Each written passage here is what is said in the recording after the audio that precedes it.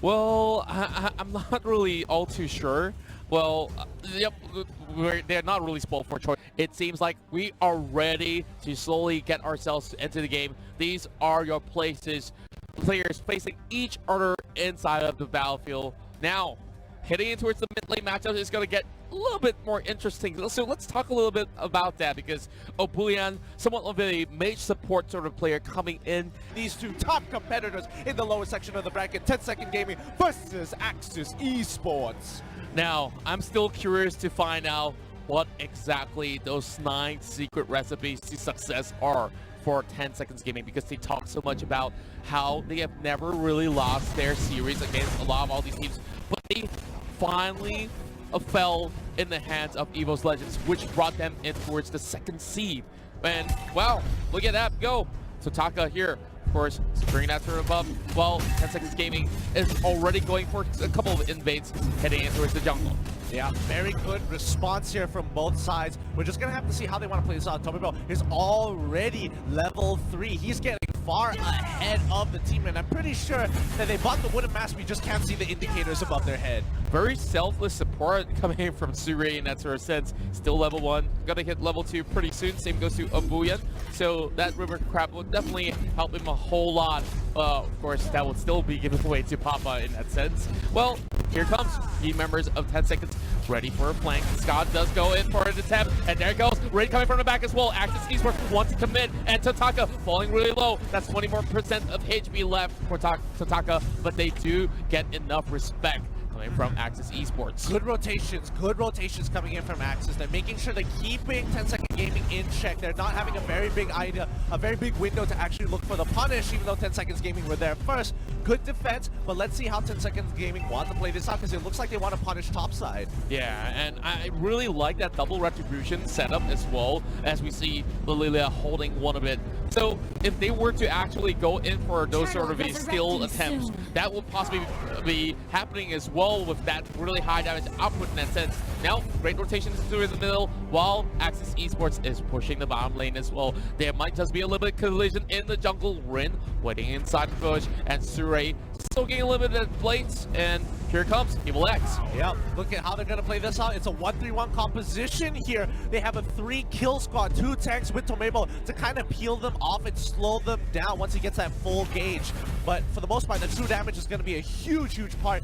But Lilia on the top side, she's kind of rotated downwards. They're expecting something to happen here for the side of Axis Esports. They have to be careful about the crew fry, as we see 10 Second Gaming plus popping in and out. Surrey just bringing a little bit of tension here. Tomebo's going to commit to its EVOS, wall charge to escape, so they will negate the danger right here. Still a stalemate between the two of them, but EVOS comes right back at him. Surrey just heading towards the back line here. Scott's going to be getting himself in the middle of the pack, but here comes EVOS. They're going to commit to this fight. Flickering pop there from inside of Britain as well. And now, look at how disciplined both sides are. Yeah, they're still alive. Masha in the backside fighting 1v1 against the Cho. She is not in position to take this fight. The buff looks to be stolen away by the side of 10 Second Gaming. They are just making sure that they can't really play the game and are starving them out of the jungle. 10 Second Gaming on the top side. I'm not sure if Lilia was able to take the buff away. River Crab going over to 10 Second Gaming again. They're taking everything. Just about 700 gold with difference. Not too huge of a lead, but then again, they're starving them out of EXP in that sort of sense. Now, level 7 already being hit, while Scott is still level 4 in that sense, as we see Axis Esports here sticking as a unit. This is something that's a little bit rare to me, because Axis Esports like to play 1v1 as well. They like to focus over in mid lane, but look at that go. Here goes Papa being taken down for first blood. And Axis Esports take the lead in terms of kills. Woo! First blood already, but it took so long, 3 minutes and 45 seconds, around 45 seconds to actually secure the kill after so long. Both teams are refusing to play super risky. They're waiting for the right conditions, but a great setup by Scott. Papa gets caught out of place, and the Death Sonata just ensures his death. What a strength coming in from the side of Tyrant's Rage, popped up by the crew for a wall. No point to actually commit towards EVOS. He does have his wall charge intact, so this is just going to be him just trying to actually get a little bit of that you know, heating coming in from that sort of fire that he puts out. But great, we're overstepping in towards the enemy lines, and now we'll be bursted out. A little bit of lateness coming in from Obuyan as well to Meeble, but they're committing towards getting Riz. Last Insanity pops up, looking for Scott as well. Here comes Gato Gacha, knocking him off, and that will buy enough time for in this game. A good 1-for-1 trade for both sides. Sure for Rin this time, and I think it's a little bit more worth it for 10 Seconds Gaming trading a tank for a main mage as 10 Seconds Gaming continue to push forward. Nobody, it's been 5 minutes into the game, and nobody has been able to touch the turtle. Oh, well, I think that is way too risky coming in to that sort of a tussle that they even have in between those jungle entry points. So with that being said, they gave enough respect to each other, but 10 Seconds Gaming Plus, they're only focusing on all these buffs. EVOS already forcing the element out, but Tomibo here just having so much of that pressure. I just love how the Japanese are actually rotating around and forcing all these members of Axis to do what they're not supposed to. Exactly, and they have very good understanding of buff timings as well. The moment they steal it away, they know exactly when it's coming back up, so they just time it right, plan their rotations to make sure they end up on the right side of the map. The turtle is going to be saying Lassid's in a little bit of trouble, but he's forced to back away. Evil X needs to clear that wave as the rest of the team comes through. Last Insanity is pushing on forward. Boxy on the back line doesn't want to commit to this, but happening on the top side, Papa blocking off with the black shoes. He comes out of safety, but Axis Esports break a top tier 1. They trade turrets. Well, we know that Lilia might just have some plans up her sleeves as they are trying to actually burst down that Granger, but she knows for a fact that Kufra has been babysitting that Granger for the longest of time. So no overcommitments, towers for towers, top side for bot, and now look at the items we have. Ogre Kimmelhawk in the hands of the Cho. Sure trying to get a little bit of that setup being done here as they are looking to take down the mid lane turret, but Sure is going to be rotating around the jungle, hoping to connect a little bit of that charge, heading over to Scott, but it's a little bit way too far for 10 Seconds Gaming to follow up. Yeah, there's nothing much they want to do there, especially when it's a Kufra. It's not exactly the biggest catch to Athena's shield being popped,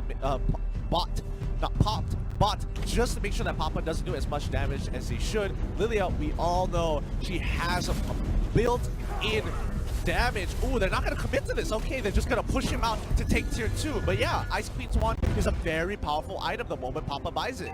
They do understand their restrictions in that sort of sense, and Axis Esports forced to give that one away. Same goes to bottom side as Tataka has to watch his heart fall. But here comes Rin going for that commitment there, and they didn't even need any help. And oh, so Rin's gonna get caught as well. Here comes Papa going against Rin, and this is gonna be a 1v1. Turns it around as Obuyan has just arrived to the scene, looking for Luke. Look at that damage! One ticket of health left, and it's a double kill heading towards Papa. And Papa might just be able to land the triple if Suray could actually halt them through, but that's enough for now. Yeah, they absolutely disrespected. After the first kill, they probably should have backed away, but instead they were buying a lot of time because Ubuya quickly rotating with the Sky Guardian, with the Sky Avatar coming in, landing in the perfect place to make sure that Gushin was not able to go out.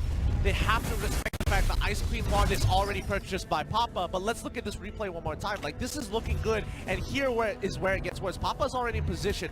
Gato sees the opportunity, cuts off the backline, and now they're in a lot of trouble because Lung as well as Evil X are so out of position. They're so pushed up.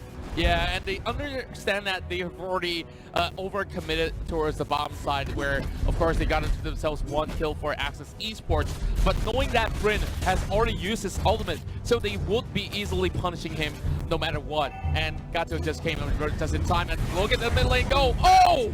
That's a collision course, and 10 Seconds Gaming Plus off to a takedown mid lane. Yeah, that's a little unfortunate, but now this game is slowly coming out of their hands as 10 Seconds Gaming have revved up the engines and they're making sure. I can hear the initial D playing in the background as they're cutting the waves. They're cutting everything away, and this is getting a little scary for Axis Esports. Yeah, Axis Esports, they know that they might be able to actually get clipped out, especially with the drifting Suray that's causing a lot of nuisance here, turning things around and hoping to actually connect that hit. And Evil X will be clipped up with the stun, but they are crashing in towards the jungle there as they see all these members dropping low. Tornado will be falling out flat. That's the Xbox crash out of the game, and Evil X still chasing on to Tataka. Tataka here going on the wrong direction, my friend. That's not how you want to escape. And Obuyan only left with a slither of health. 3-for-1 in favor of Axis Esports. They played that really, really well. Like, look, he was acting as bait. He brought Papa away. He chunked them out, realizing that they were doing a lot of damage. Lilia had to try and take him out. However, that Rondo is just a great ability, especially when it gets resetted with the help of his abilities and the invulnerability. He buys so much time. Yeah, I think that time bot is definitely so valuable. And look at Obian now having immortality, so he could easily use the element to engage in towards the fight without worrying all too much of dropping low. Suri now flanking from the right side as well. Same goes to Abuyan. Now, where are the rest of the members of 10 Seconds Gaming Plus? They're not really going to fully commit to this, as we see. They don't even do all too much damage towards that Grok. Yeah, honestly, what the game is coming down to is just positioning. Who has better positioning in the game? Because if Papa focuses his targets correctly and even plays front to front, he might be able to chunk enough people out before having to be aggressive with the black shoes. He has to hold that ability up just in case Rin finds a window to actually land the sword spike. Well, I definitely would say that it's going to be pretty dangerous when both of these mages collide, and I would want to say that Loom here scaling upwards with the endless battle being purchased. Look at that crit though, that's only 2 minutes, and imagine if it lands on towards Papa. Now EVOS does not have a single carry in the world, just going to be clearing off those min waves as we see 10 Seconds Game Plus. Remember, they do have double retribution. They could easily snatch that one away if they do commit towards that Lord and force Axis to battle in places that they don't want to. Uh-oh, Scott's in trouble here. He's trying to get out. He pops out the Revitalize. EVOS in the back line. Foul, charge, gets the back, stops them forward. Sky is Avatar. He misses. He doesn't hit. Looks alive, and EVOS with the power of nature. He's trying to bail out of there. Masha they defend an awful situation. Rin in the back line. Lasted as well. They're just holding their ground. They're not moving any forward. A great defense coming out of Axis Esports. They know though, Lasted is just waiting at the back, just hoping to actually give them the surprise of a lifetime here, as he will possibly turn things around. He can go for the steal, but he has already been spotted out. So the rest of Axis are going for it in re-engagement as well, looking for Papa, trying to burst him down. Obuyan's gonna do the same towards Long as well, but Long will be able to get himself into safety. Obuyan will try to support the rest of the members as we see the Cobra has been slain, taken off, and Evil next will be the next one on the chopping block, and Tomato will melt him like butter.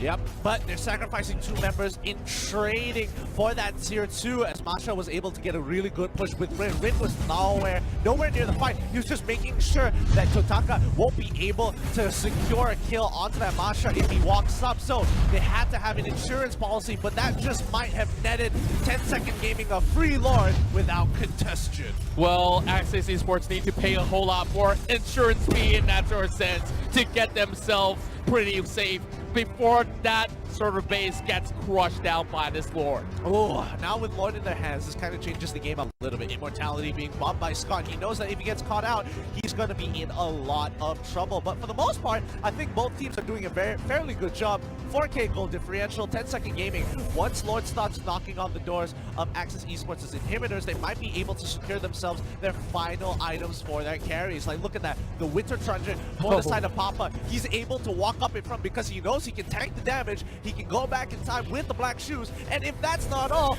Winter Truncheon just to make sure you don't get to play the game. Oh, yeah. And Immortality. Well, there's definitely that second life as well. Here comes the Lord. And now Obuyan does not even want to care who's in the front line. He's diving in for Rin as well as Long, soaking enough damage only to bring him to 50%. But now Lord has emerged, and Scott forcing this fight out, and they want to end this game right here, right now. Scott being brought down low. None of his members have fallen yet. Here comes Lasted though. He does have the attack speed to actually clear out the Lord. It won't be enough for them to bring it down, but the rest of the members of Axis Esports getting depleted, all down too low to turn this around. But this is way too much for them to handle. The Japanese side, 10 Seconds Gaming Plus will take game 1. They played that so well. Congratulations to 10 Seconds Gaming taking game 1.